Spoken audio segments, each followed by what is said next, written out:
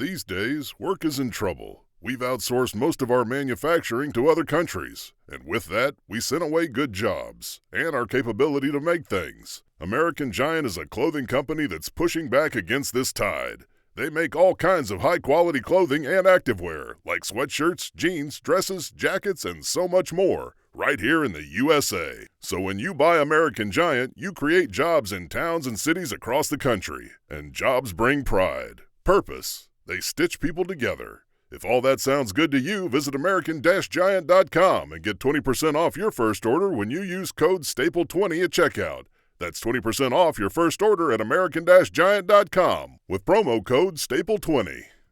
Hey guys, this is Alexis Knight, your no-nonsense guide through the chaotic world of real-life crime. This is Under the Influence. This is a special series that I am doing about people that get mentally manipulated. Today we're going to dive into a case that, on the surface, seems like an open and shut case of delusion. But it's much more than that, and that is what the Under the Influence series is about, okay? There are a lot of crimes out there. We talk about crimes. It's just that who actually is responsible when one manipulates another or a group manipulates another? This whole idea of mental hijacking. Who ends up responsible? And even if someone commits a crime, are they too a victim if they have been manipulated?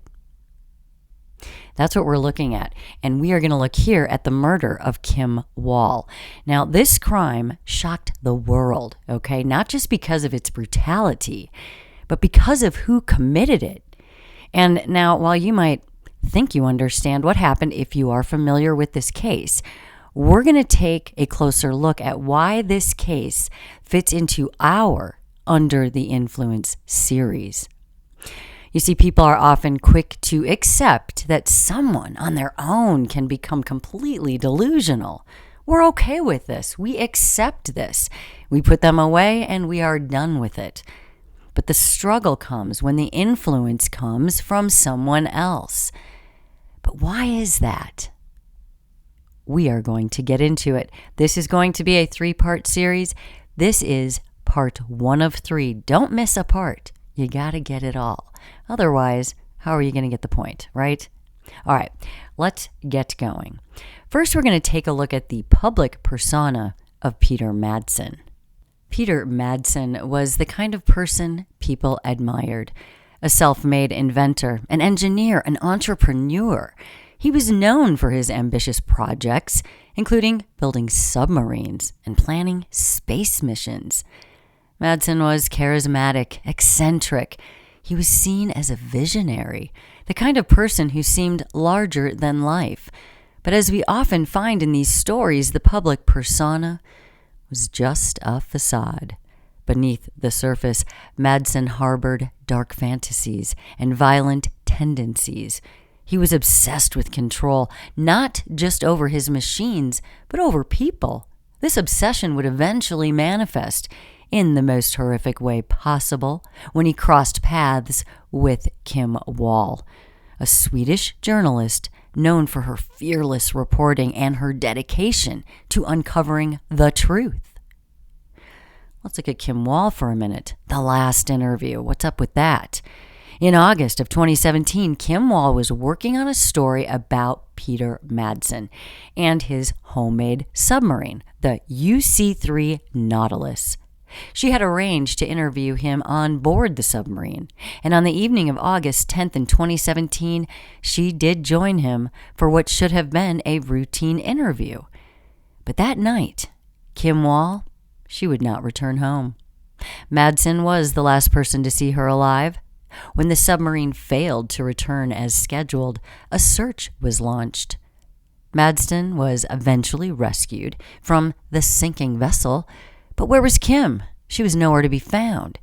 Now, his initial story was that he had dropped her off safely after the interview.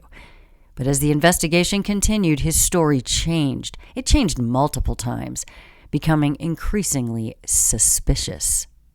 So as the investigation intensified, it became clear that something horrific had happened on board this submarine. Madsen eventually admitted that Kim had died on the submarine, but he claimed this was an accident. The evidence, however, told a very different story. Kim's dismembered body was found in the waters off the coast of Denmark, and the cause of death was determined to be blunt force trauma. The evidence pointed to a premeditated murder, a calculated act driven by Madsen's twisted desires. He had lured Kim into the submarine, and he had the intent to kill her, of course, and his actions were meticulously planned and then executed. This was not a crime of passion or a spur-of-the-moment decision, so they said. This was the result of Madsen's deep-seated delusions and his need to act out his own violent fantasies. Now, here's where this case gets interesting in the context of this series, Under the Influence. When we look at Peter Madsen, we see a man who is driven by his own delusions. And that is something people can accept. Pretty much. Usually people say, oh, that's a shame. Oh, that sucks, right? They seem to be able to understand that someone else, might lose touch with reality all on their own and commit a crime because of it. However, when we start talking about cases where someone is driven to commit a crime because of someone else's influence, this is where we get the pushback. People in general just find it harder to believe that this person could be so mentally hijacked by this other person that they would do something completely out of character, yet we all see it happen every day. It's just hard to put together. So why is that? Why are we more comfortable with the idea of self-delusion than with the concept of external influence? Is it because we like to believe we have control over our minds, that we're not so easily manipulated? We would never be a criminal, right? Or is it because acknowledging this power of influence forces us to confront uncomfortable truths about our own susceptibility? Now, in this first part of this particular series with Kim, we've already started to explore the public and private sides of this. And the public and private sides of Peter Madsen, just one person. But this is important because this is one man who all on his own allowed his delusions to drive him to commit an unspeakable act. Now, as we continue this series into this story, we are going to get deeper into cases where external influence plays a critical role in criminal behavior. And we're going to challenge the idea that delusion is only self-generated and explore why society struggles to accept the power of influence in crime. So as you listen to the rest of this story, keep all of this in mind, and think about how we perceive delusion and this influence. And get ready for some cases that might just challenge everything you thought you knew about what drives people to commit crimes. And that's where I will leave this episode, the first episode. In the next part, episode 2, we are going to dive deeper into this investigation. Of course, we will get into the trial that happened, where Peter Madsen's delusions were laid bare for the world to see, but nothing happened about it. And then as we wrap up the Kim Wall case, we are going to prepare for the most complex and challenging cases that are going to be coming in this series. All right, episode 1, thank you for listening. Episodes 2 and 3 to come on Kim. So stick with us. This is Alexis Knight, and you're listening to Under the Influence. Next up, episode 2, Kim Wall.